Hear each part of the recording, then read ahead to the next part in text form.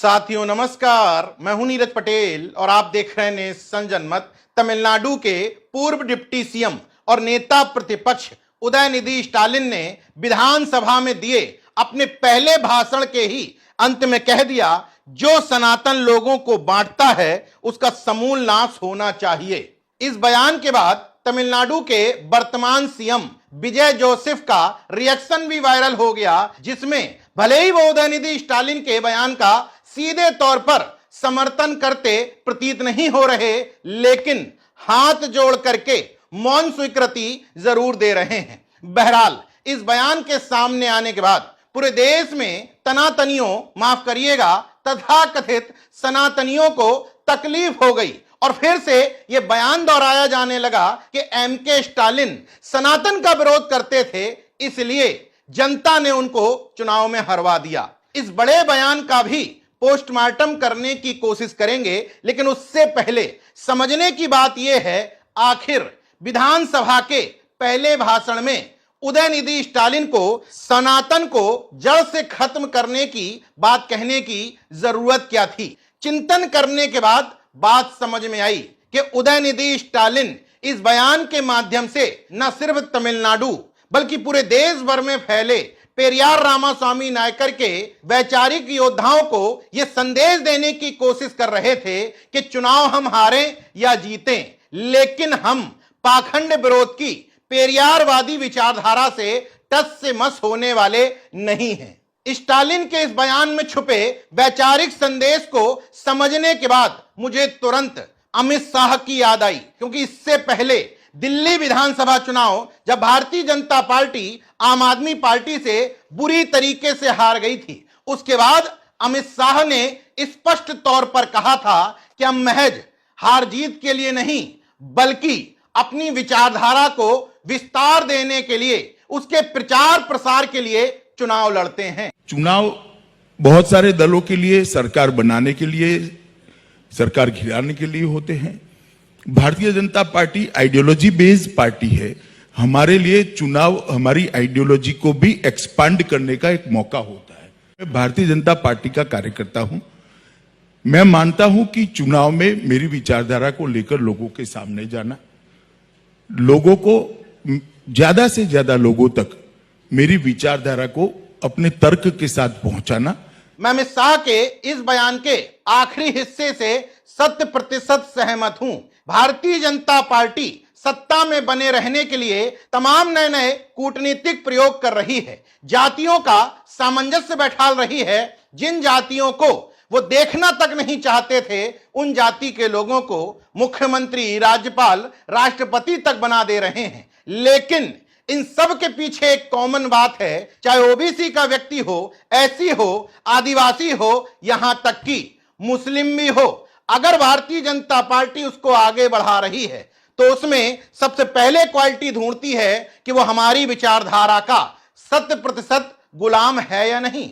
उत्तर प्रदेश में हाल में ही योगी मंत्रिमंडल का विस्तार किया गया, 8 नए मंत्री बनाए गए 8 अलग जातियों से, लेकिन 8 जातियों में यह खोजा गया कि हमारी विचारधारा का सर्वश्रेष्ठ गुलाम कौन है। इस तस्वीर में तमाम लोगों के माथे देखिए, इन 8 में से 7 लोग ओबीसी एससी समाज से आते हैं, फिर भी ज्यादातर के माथे पर तिलक स्पष्ट तौर पर दिख जाएगा। हालांकि बीजेपी की विचारधारा का यह बहुत छोटा सैंपल मैंने आपको बताया है, लेकिन मैं इस बात से सहमत हूं कि जैसे भारतीय जनता पार्टी चुनाव हारने जीतने के लिए अपनी विचारधारा से समझौता नहीं करती, वैसे ही स्थापित राजनीतिक दलों में एमके स्टालिन ही ऐसे नेता हैं मेरी नजर में, जिसने चुनाव हारने जीतने के लिए अपनी विचारधारा से समझौता नहीं किया। अब उस बात का पोस्टमार्टम कर लेते हैं कि सनातन का विरोध करने की वजह से एमके स्टालिन चुनाव हार गए। तमिलनाडु के लिए यह बात 100% झूठ बैठती है, क्योंकि तमिलनाडु की जनता ने किसी हिंदुत्व के ठेकेदार को, नफरतवादी एजेंडा चलाने वाले को नहीं जिताया, बल्कि एक ऐसे शख्स को जिताया है जो क्रिश्चियन कम्युनिटी से आता है, जो शुरू से कहता रहा है कि भले ही डीएमके हमारी राजनीतिक शत्रु है, लेकिन भारतीय जनता पार्टी हमारी वैचारिक शत्रु है। भले ही वो पूरी तरीके से पेरियारवादी विचारधारा को मान करके अनीश्वरवादी ना हो, लेकिन इतना तय है कि विजय जोसेफ इनकी नफरतवादी और कट्टरवादी विचारधारा से अलग सकारात्मक और सेकुलर राजनीति करने आए हैं। दूसरी बात, सनातनियों को दिमाग पर जोर डालना चाहिए कि सनातन का प्रत्यक्ष तौर पर विरोध एमके स्टालिन ने किया था या उदयनिधि स्टालिन ने।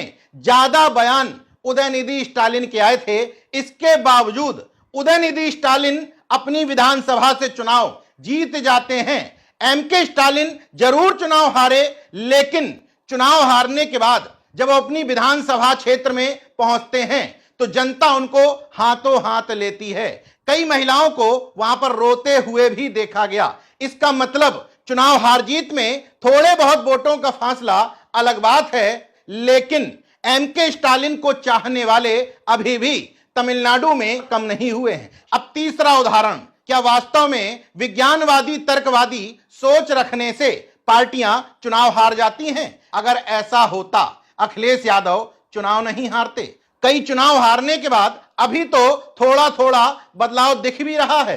पिछले विधानसभा चुनाव में फरसा लेकर के टहल रहे थे, परशुराम को पूज रहे थे, केदारेश्वर मंदिर बनवाने की घोषणा कर रहे थे। चुनाव जीतने के बाद ब्राह्मणों और पुजारियों के लिए बड़ी बड़ी घोषणा कर रहे थे। यहां तक कि ठाकुर और ब्राह्मण समाज के लोगों को खूब टिकट भी बांट रहे थे। इसके बावजूद अखिलेश यादव बुरी तरीके से चुनाव हार गए। हालांकि समाजवादी पार्टी कभी तर्कवादी विज्ञानवादी विचारधारा की नहीं रही। बहुजन समाज पार्टी तो हुआ करती थी, लेकिन बहन जी ने जब से स्टैंड बदलते हुए हाथ में त्रिशूल पकड़ लिया, गणेश पकड़ लिया, शंख बजवा दिया, तब से एक सीट पर अटक गई हैं। यही उदाहरण पश्चिम बंगाल में ममता बनर्जी के लिए और दिल्ली में आम आदमी पार्टी के लिए भी दिया जा सकता है। पूरी ताकत के साथ केजरीवाल ने कोशिश की कि हनुमान भक्त और बहुत बड़े सनातनी साबित हो जाएं। इसके बावजूद दिल्ली में चुनाव हार गए। कांग्रेस भी स्पष्ट तौर पर सनातन की धार्मिक आडंबर और पाखंड की विरोधी नहीं है। हां, कट्टर हिंदुत्व की विरोधी जरूर है, लेकिन सॉफ्ट हिंदुत्व का झुंझुना पकड़ाती रहती है। तो अगर वास्तव में विचारधारा के आधार पर जीत हार हो रही होती तो इस मानसिकता के गुलाम नेताओं की कभी हार ना होती। कुल मिलाकर के नेशनल जनमत इस नतीजे पर पहुंचा है कि विचारधारा को महज चुनाव हार जीत के समीकरण के तौर पर देखने वाले अभी भी कंफ्यूज्ड हैं। लाभ दिखता है तो अंबेडकरवादी बहुजनवादी बन जाते हैं, दूसरी तरफ लाभ समझ में आता है तो कट्टर हिंदू और बहुत बड़े भक्त और पुजारी बन जाते हैं। बहरहाल उदयनिधि स्टालिन के बयान का लोग अपनी अपनी तरह से मतलब निकाल रहे हैं, लेकिन नेशनल जनमत इस बात पर पूरी तरीके से सहमत है जैसे भारतीय जनता पार्टी हार जीत के लिए अपनी मूल विचारधारा से समझौता नहीं करती, वैसे ही डीएमके और स्टालिन परिवार भी पूरी शिद्दत के साथ अपनी विचारधारा पर टिका है। इस बात पर हमें गर्व होना चाहिए। बाकी देखते रहिए नेशनल जनमत, जागरूक और सजग बने रहिए। जय विज्ञान, जय संविधान, जय लोकतंत्र। धन्यवाद।